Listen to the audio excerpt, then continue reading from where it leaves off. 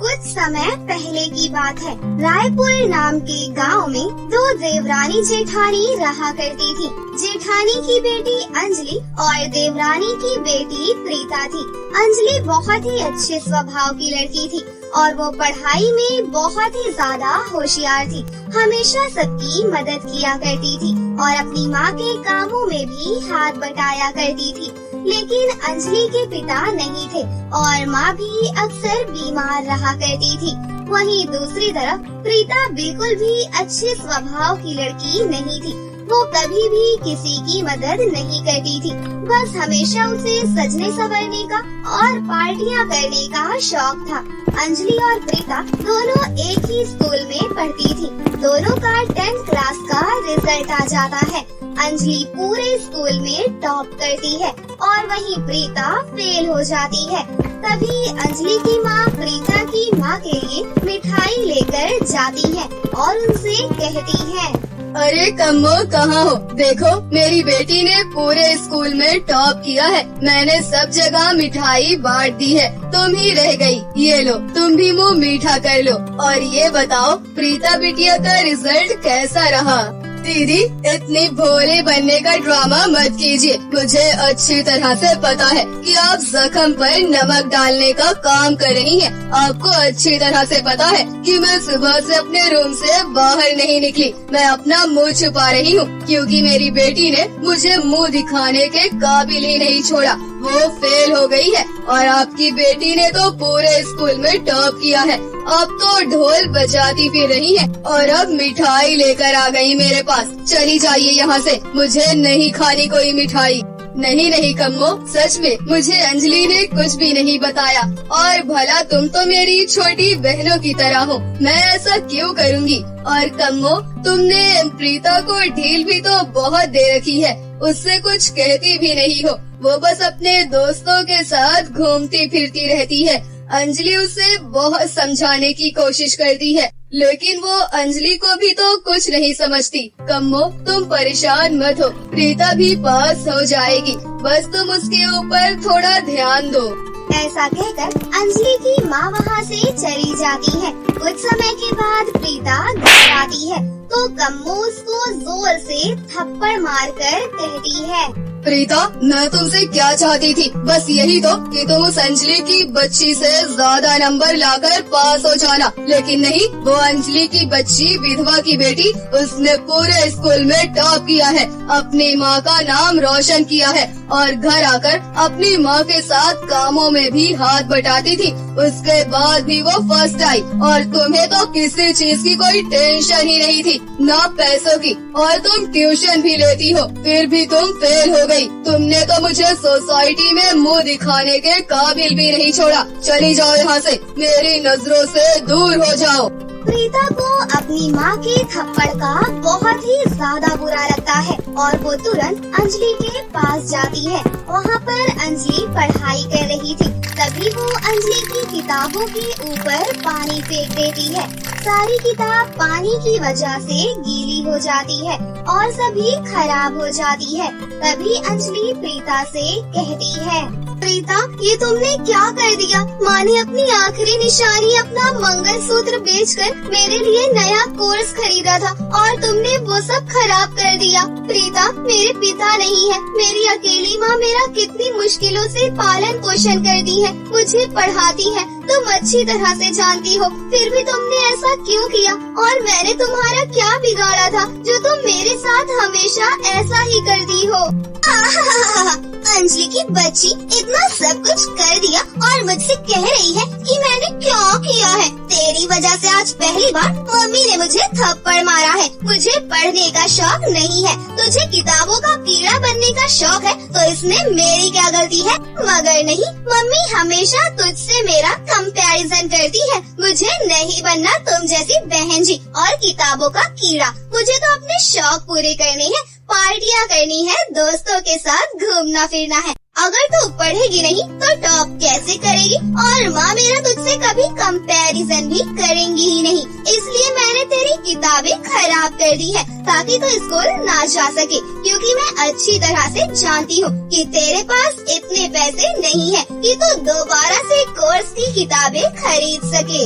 ऐसा कहकर प्रीता अपने कमरे में वापस आ जाती है और अंजलि रोते हुए अपनी माँ के पास जाती है और वो वहाँ जाकर देखती है तो उसकी माँ बेहोश पड़ी थी। तभी अंजलि अपनी चाची को बुलाती है और डॉक्टर को भी बुलाती है, लेकिन डॉक्टर जवाब दे देते हैं।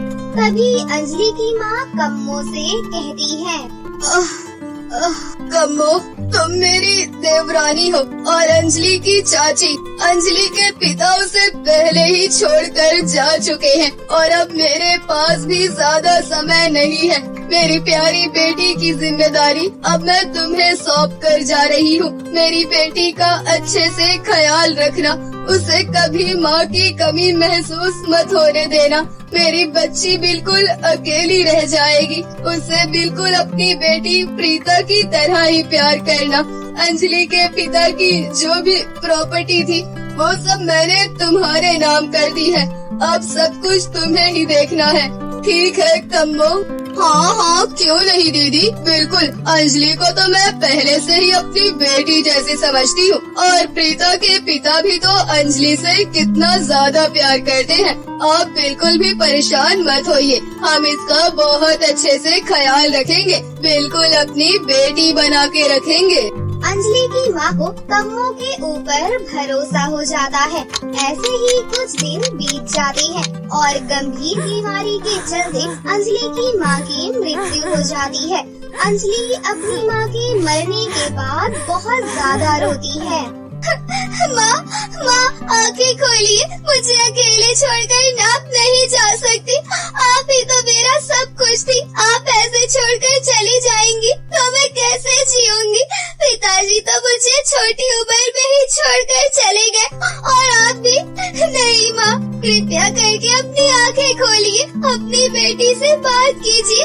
देखिए, आपकी बेटी आपके पास खड़ी है। माँ मनहूस करमजली, रो रो कर घर में मनहूसियत फैला दी। अब तेरी माँ मर चुकी है, तेरे रोने से वापस नहीं आ जाएगी। कैसी मुसीबत मेरे ऊपर डाल कर चली गई। अब चल, रोना धोना बंद कर और घर के इतने सारे काम हैं, उनमें लग जा। अच्छी तरह घर के काम होने चाहिए, मुझे शिकायत का मौका नहीं मिलना चाहिए। ये मत सोचना कि मैंने तेरी माँ से वादा किया है तो मैं तुझे अपनी बेटी बनाकर रखूंगी। मैंने नौकरानी निकाल दी है, आज से तू मेरे घर की नौकरानी बनकर रहेगी और फ्री में मुझे तेरी प्रॉपर्टी भी मिल गई। अब तो मुझे घूर घूर कर क्या देख रही है? जल्दी जा और घर का काम खत्म कर। अपनी चाची की बात सुनकर अंजलि हक्की बक्की रह जाती है। अकेले ही अपनी माँ का अंतिम संस्कार करके वो घर वापस आ जाती है।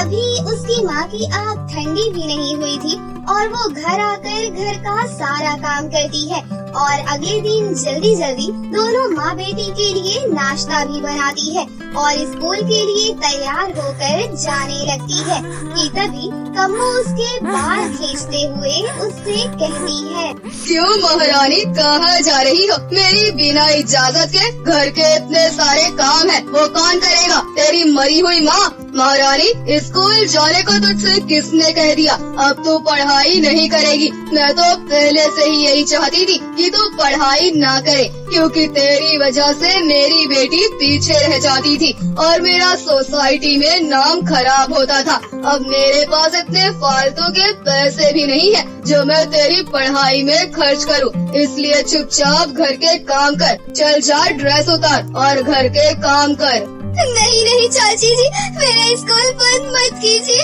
मुझे स्कूल पढ़ने जाने दीजिए। मेरा सपना है कि मैं पढ़ लिख कर एक अच्छी नौकरी करूं, अपने पैरों पर खड़ी हो जाऊं। प्लीज मेरा स्कूल जाना बंद मत कीजिए, मैं आपके आगे हाथ जोड़ती हूँ, प्लीज चाची जी।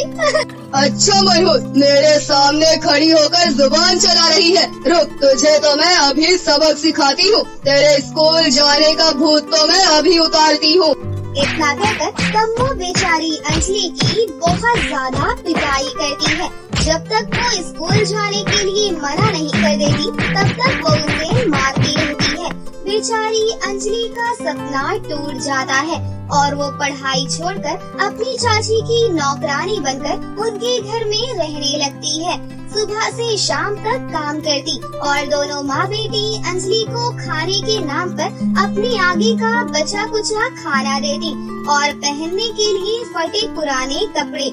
इसी तरह दोनों माँ बेटी हमेशा अंजलि के ऊपर अत्याचार करती रहती थी।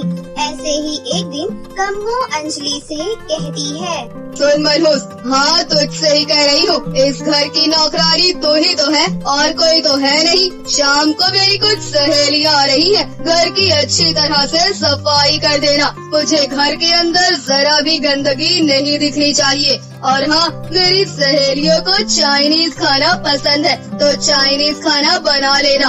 आई बात समझ में? कुछ भी खराबी नहीं होनी चाहिए। अगर मेरी सहेलियों में मेरी नाक कटी तो उसका अंजाम तो अच्छी तरह से सोच लेना। अब खड़ी खड़ी मेरा मुंह क्या देख रही है? चल जा, कामों में लग जा। चाची जी, चाइनीज खाना तो प्रीता को भी बहुत पसंद है, इसलिए वो मुझसे हर दिन बस वही बनवाती थी, जिस वजह से सभी सामान खत्म हो गया, कुछ भी नहीं बचा। और चाची जी, आपसे एक बात और कहनी थी। देखिए, मेरा हाथ पूरी तरह से जला हुआ है। मैं किसी तरह सफाई तो कर लूंगी, लेकिन खाना नहीं बना पाऊंगी। अगर आज आप अपनी सहेलियों के लिए बाहर से खाना ऑर्डर कर ले तो बहुत अच्छा रहेगा। मेरा हाथ जैसे ही ठीक होगा मैं काम करने लग जाऊंगी। मम्मी, ये बिल्कुल झूठ बोल रही है। मैंने इसे कभी भी चाइनीज खाना बनवाकर नहीं खाया। आप इसे देख रही हैं ना, कैसे मस्का खाकर मोटी होती जा रही है। मेरे नाम पर खुद बनाकर खाती होगी और सारा राशन खत्म कर देती है और झूठ का मेरा नाम लगा रही है। मम्मी, आप इसे इन्हीं जले हाथों से खाना बनवाइए ताकि इसे पता चले कि झूठ बोलने की क्या सजा होती है। हाँ मेरी बच्ची, कह तो तू बिल्कुल ठीक रही है। सुन मनहूस, अगर तेरा हाथ जला हुआ है तो इससे मुझे कोई फर्क नहीं पड़ता। आज का खाना तो तू ही बनाएगी और सारा काम भी करेगी। और ये जो तूने मेरी बेटी के ऊपर झूठा इल्जाम लगाया है ना, इसकी भी तुझे अच्छी तरह से सजा मिलेगी। अब तुझे 3 दिन तक बिल्कुल भी खाना नहीं मिलेगा। बेचारी अंजलि चुपचाप काम करने चली जाती है। उसका हाथ जला हुआ था, फिर भी वो घर की सारी सफाई करती है। उसके बाद राशन लेने बाहर चली जाती है। तभी उसे रास्ते में एक बूढ़ी औरत मिलती है और वो अंजलि से कहती है, बेटा, मुझे बहुत प्यास लगी है और आसपास पानी नजर नहीं आ रहा। क्या तुम मुझे पास के कुएं से पानी लाकर दे सकती हो? मैं बहुत प्यासी हूँ बेटा, बहुत प्यासी। अंजलि बहुत अच्छे स्वभाव की लड़की थी, इसलिए वो उस बूढ़ी औरत की मदद करने के लिए पास के कुएं से पानी लेने चली जाती है। और वो पानी लेकर आ ही रही थी कि तभी वो देखती है कि एक चिड़िया के 2 बच्चे पेड़ पर मुसीबत में थे। पेड़ पर आग लगी थी और उनकी माँ अपने बच्चों के लिए तड़प रही थी। तभी अंजलि तुरंत पानी से पेड़ की आग बुझाती है और चिड़िया के बच्चों को बचा लेती है। और चिड़िया की मदद करके थोड़ा सा जो पानी बचा था वो उस बूढ़ी औरत के लिए लेकर जाती है। तो बूढ़ी औरत वहाँ पर नहीं होती। तभी अंजलि सोचती है, अरे बूढ़ी अम्मा कहाँ है? उन्हें तो कितनी ज्यादा प्यास लगी थी। चलो उन्हें इसी जंगल में ढूंढ लेती हूँ। बेचारी प्यास बुझाने के लिए पता नहीं किधर किधर भटक रही होंगी। ऐसा सोचकर अंजलि उस बूढ़ी औरत को ढूंढने के लिए जंगल में निकल जाती है और वो चलते चलते बहुत आगे चली जाती है और जंगल खत्म हो जाता है। उसके सामने 2 रास्ते आ जाते हैं। एक रास्ते पर फूल बिछाए हुए थे और दूसरे रास्ते पर कांटे बिछे हुए थे। ये देखकर अंजलि चौंक जाती है कि तभी वहाँ पर एक बहुत ही सुंदर परी आती है और वो अंजलि से कहती है, सुनो लड़की, मेरी मदद करो। मैं इस जंगल से बाहर नहीं जा पा रही हूँ और मेरा परी लोक जाना बहुत ज्यादा जरूरी है। अगर तुम मेरी मदद नहीं करोगी तो मैं कभी परी लोक नहीं जा पाऊंगी। तुम्हारे सामने ये जो 2 रास्ते नजर आ रहे हैं, अगर तुम फूल वाले रास्ते पर चलोगी, तुम्हारे पैरों के नीचे जितने भी फूल आएंगे वो सब सोने हीरे जवाहरात बन जाएंगे और तुम वो सारी धन दौलत लेकर आसानी से अपने घर चली जाओगी। और ये जो तुम्हें दूसरा रास्ता नजर आ रहा है जिस पर कांटे हैं, अगर तुम कांटे वाले रास्ते पर चलोगी और तुमने ये कठिन भरा रास्ता पार कर दिया तो मैं परी लोक वापस चली जाऊंगी, लेकिन इसके बदले दुख तकलीफ के अलावा तुम्हें और कुछ भी नहीं मिलेगा। ऐसा कहकर वो परी बहुत ज्यादा फूट फूट कर रोने लगती है। परी को इतना ज्यादा रोता हुआ देख अंजलि परी से कहती है, परी जी आप रोइए मत, मैं आपकी मदद जरूर करूंगी, आप अपने घर वापस जरूर जाएंगी। मेरी माँ मुझसे हमेशा कहती थी कि मुसीबत में इंसानों की मदद करनी चाहिए और धन दौलत या फिर किसी भी चीज का कभी भी लालच नहीं करना चाहिए, क्योंकि लालच बहुत बुरी बला होती है। इसलिए मैं धन दौलत के रास्ते पर चलकर नहीं जाऊंगी, बल्कि आपके लिए कांटे वाले रास्ते पे चलकर आपके घर जाने का रास्ता बनाऊंगी। ऐसा कहकर अंजलि कांटे वाले रास्ते पर चलने के लिए तैयार हो जाती है और वो जैसे ही कांटे वाले रास्ते पर चलती है तो वो कांटे फूल बन जाते हैं और उसके शरीर पर एक बहुत ही ज्यादा चमचमाता हुआ सुंदर सा सोने का लहंगा आ जाता है। अंजलि बहुत ही ज्यादा सुंदर भी हो जाती है और वो सभी फूल सोने, हीरे, जवाहरात और चांदी में बदल जाते हैं। इतनी सारी धन दौलत देखकर अंजलि चौंक जाती है। तभी परी अंजलि से कहती है, अंजलि तुम बहुत अच्छी हो, तुम हमेशा सबकी मदद करती हो। मैंने देखा कि किस तरह तुम एक बूढ़ी औरत के लिए पानी लेने के लिए इतनी दूर गई, उसके बाद चिड़िया के बच्चों की जान भी बचाई। इसलिए मैं तुम्हारी एक छोटी सी परीक्षा ले रही थी और तुम अपनी परीक्षा में पास हो गई। अंजलि ये मेरे मायावी जंगल के जादुई दो रास्ते हैं। अगर जो धन दौलत का लालच करता है उसके साथ बुरा होता है और जो तुम्हारी तरह नेक दिल होते हैं, सबकी मदद करते हैं, उनके साथ अच्छा होता है, जैसा कि तुम्हारे साथ हुआ। अब तुम ये सारी धन दौलत अपने साथ ले जाओ और हंसी खुशी से अपनी जिंदगी जियो। परी की बातें सुनकर अंजलि बहुत ज्यादा खुश होती है और वो सारी धन दौलत लेकर अपनी चाची के घर आ जाती है। अंजलि के पास इतनी सारी धन दौलत और उसका सोने का लहंगा देखकर दोनों माँ बेटी चौंक जाती हैं। तभी कम्मो अंजलि से कहती है, क्यों मनहूस, कहाँ पर डाका मार कर आ रही है? कहाँ से चोरी करके लेकर आई है? मैंने तुझे राशन लेने के लिए भेजा था, चोरी करने के लिए नहीं। इतनी सारी धन दौलत और तेरा ये लहंगा सोने की तरह चमक रहा है, मुझे सब कुछ बता, ये सब तेरे पास कहाँ से आया? अंजलि अपनी चाची को परी के जादुई दो रास्ते के बारे में बता देती है। तभी कम्मो अपनी बेटी प्रीता से कहती है, प्रीता बेटी, तुझे भी मायावी जंगल में जाकर परी के पहले वाले जादुई रास्ते पर चलना है, जिसके ऊपर फूल बिखरे हुए हैं, उस पर चलना। जब कांटे वाले रास्ते पर चलकर इतनी सारी धन दौलत मिल सकती है, तो फूल वाले रास्ते पर चलकर कितनी सारी धन दौलत मिलेगी। हम तो बहुत ज्यादा अमीर होने वाले हैं। जा बेटी, जल्दी जा और बहुत सारी धन दौलत लेकर आ। नहीं चाची जी, आप प्रीता को गलत सीख मत दीजिए। अगर इसने परी का पहला वाला रास्ता चुना, धन दौलत का लालच किया, तो इसके साथ बहुत बुरा हो जाएगा। आपको इसे लालच से बचाना चाहिए, न कि लालच में डालना चाहिए।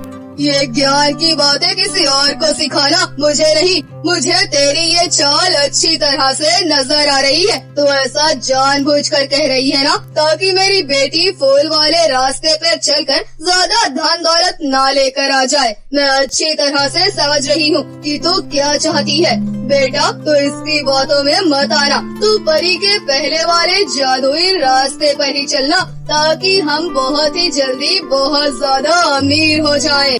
प्रीता अपनी माँ की बात मानकर मायावी जंगल में पहुँच जाती है। तो प्रीता के सामने भी परी के जादुई दो रास्ते आ जाते हैं। परी प्रीता से भी वही सवाल करती है जो उसने अंजलि से किए थे। प्रीता अपनी माँ के कहे अनुसार परी के जादुई पहले वाले रास्ते पर चलने के लिए परी से कहती है, मुझे कोई शौक वौक नहीं है कांटे वाले रास्ते पर चलने का और अपने सुंदर पैरों में से खून निकालने का। मैं यहाँ पर धन दौलत लेने आई हूँ, तो मैं धन दौलत ही लेकर जाऊंगी, ना कि मैं तुम्हारी मदद करूंगी। मुझे आपके पहले वाले जादुई फूल वाले रास्ते पर चलना है, ताकि मैं और मेरी माँ बहुत जल्दी बहुत ज्यादा अमीर हो जाएं।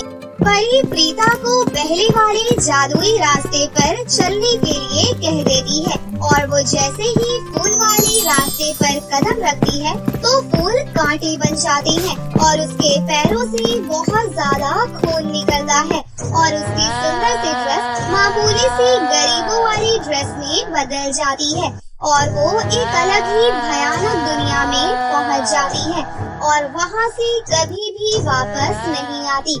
कम्मो अपनी बेटी के आने का इंतजार करती है। 1 महीना 2 महीने साल बीत जाते हैं, लेकिन प्रीता कभी वापस नहीं आती। कम्मो अपनी बेटी के इंतजार में पागल हो जाती है और इस तरह कम्मो और उसकी बेटी को उनके लालच का फल मिल जाता है और अंजलि अपने अच्छे कर्मों की वजह से परी के जादुई दूसरे रास्ते की धन दौलत की मदद से अपने साथ साथ और भी लोगों की मदद करती है और अपना बचपन का सपना पूरा करती है। वो अपना स्कूल में एडमिशन करवा लेती है और हंसी खुशी से अपनी जिंदगी जीने लगती है। कैसी लगी आपको हमारी ये कहानी? अगर आपको हमारी कहानी अच्छी लगी हो तो इसे जरूर लाइक करें, साथ ही हमारे चैनल को सब्सक्राइब भी कर लें और बेल आइकन को दबाना ना भूलें। मिलते हैं अगली वीडियो में। धन्यवाद।